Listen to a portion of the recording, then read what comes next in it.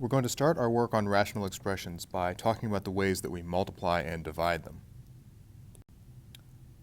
The process for multiplying fractions with variables is the same as the process for multiplying purely numeric fractions.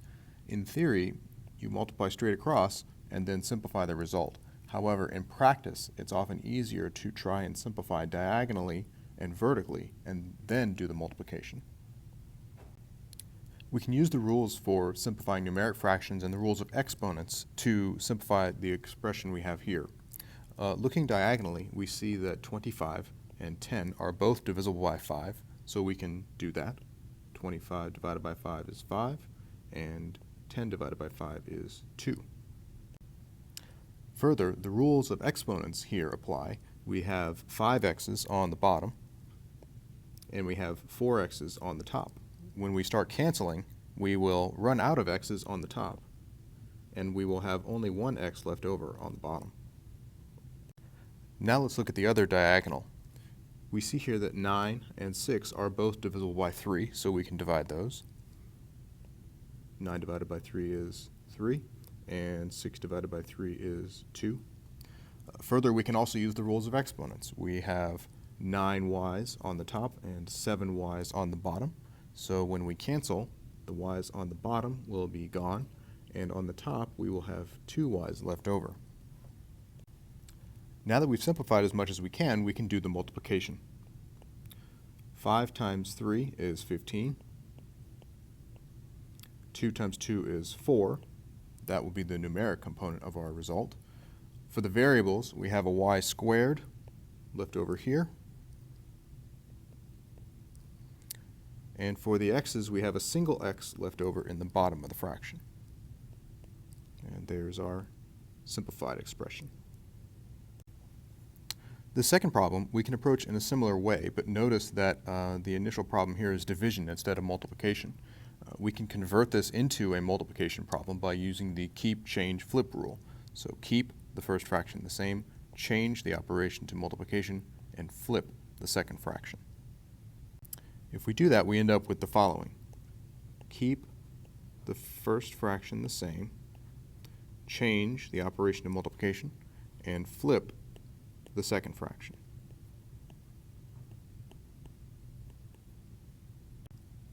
From here we simplify just like we did the other example. Looking at the first diagonal, we have a's appearing in both, and so using the rules of exponents we can simplify. All 4 of these a's will cross out, and we'll have 4 left on the top.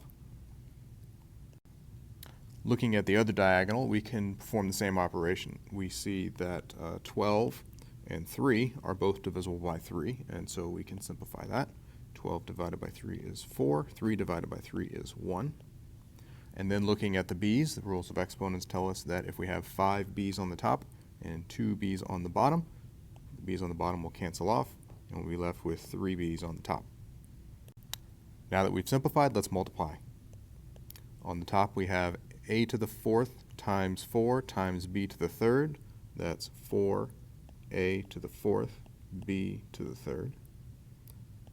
On the bottom of the fraction we have 1 times 5, which is just 5, and there is our simplified expression.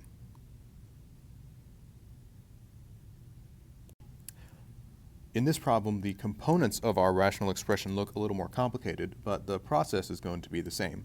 We will first convert this into a multiplication problem, and then try and cancel anything that we can cancel.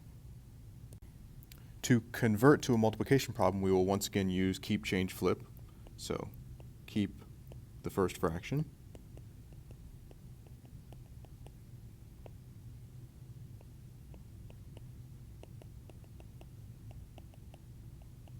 change to multiplication, and flip the second fraction.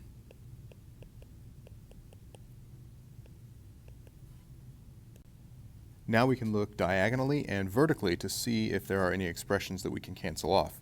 Looking diagonally, we see that we have an x minus 4 that appears in both corners, and so we can cancel that.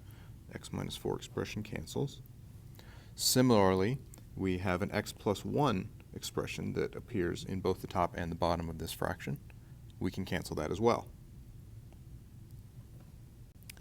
We also have some numeric simplification we can do. Looking in the corners, we see we have 18 here and 9 here. Those are both divisible by 9. 18 divided by 9 is 2. 9 divided by 9 is 1. In the other corner, we have 25 and 10, which are both divisible by 5. 25 divided by 5 is 5, and 10 divided by 5 is 2. We've simplified as much as we can, so now it's time to multiply across. On the top, we have 2 times x minus 5 times 2, which is 4 times x minus 5. On the bottom, we have 5 times 1 times x, which is 5x. You may be tempted to try and go further here and cancel the x's here or the 5's here, but unfortunately that's not possible. X minus 5 is a single mathematical expression, and so if we wanted to cancel it off, we would have to have an x minus 5 term exactly down here, which we don't. So this is our final result.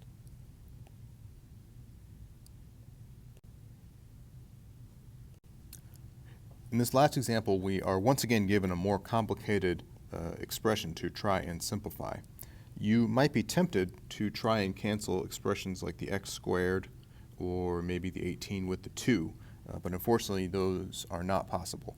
In order to use the cancellation and simplification rules of fractions, we have to have everything factored first and expressed in terms of multiplication. So our first step here is going to be to factor everything. In this case, what we end up with for the top left, that factors into x minus 3 and x plus 6.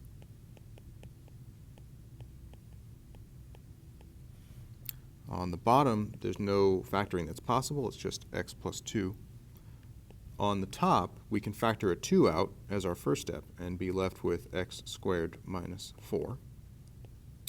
And on the bottom right, that factors into x plus 6 and x minus 2. At this point, we can already see something that we can cancel off. We have an x plus 6 on the top left and an x plus 6 on the bottom right, so those are going to cancel. In addition, we have our x squared minus 4 term, which we can continue to factor.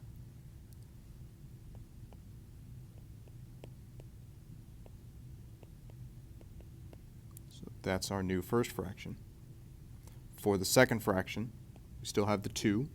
X squared minus 4 factors into x minus 2 times x plus 2. And then on the bottom we have x minus 2 still. This has given us several more items that we will be able to cancel out. We have an x minus 2 on the top and bottom here, and also x plus 2 and x plus 2 on the diagonal here. Those will cancel. And that's going to leave us with our final expression. What's left is the 2 from before and x minus 3. And that's our final result.